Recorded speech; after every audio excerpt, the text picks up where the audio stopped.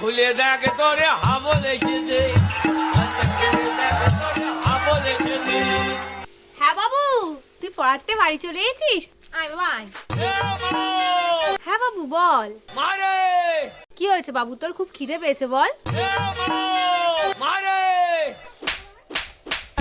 এ মা মারে, এটা ছাড়া অন্য কিছু বলার থাকলে বল।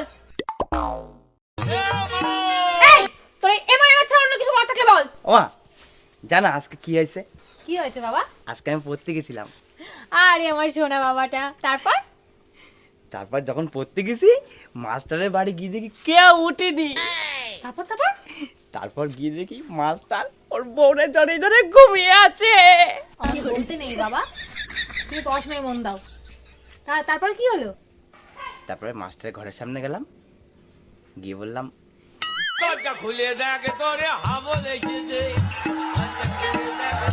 হাবল এসেছে। এই তোরা বলেছি না তুই এটা বলবি না। ঠিক আছে। ও শোনো না, হ্যাঁ বল। দরজা খুলে দেখ তোরে হাবল এসেছে। আবার রাগ করো না, আমি আর এটা কখনো বলবো না। এমনি আজকে পড়ার থেকে আসার পরে কি হয়েছে তুমি জানো? কি হয়েছে বল বাবা। আজকে পড়ার থেকে আসার পরে আমি লুকিয়ে লুকিয়ে আমাদের বাড়ির পিছনে আসলাম। তারপর কি হয়েছে বাবা? তারপর বাড়ির সামনে এসে বললাম মারে মা, দরজা খুলে দেখ তোরে হাবল এসেছে। হাবল এসেছে।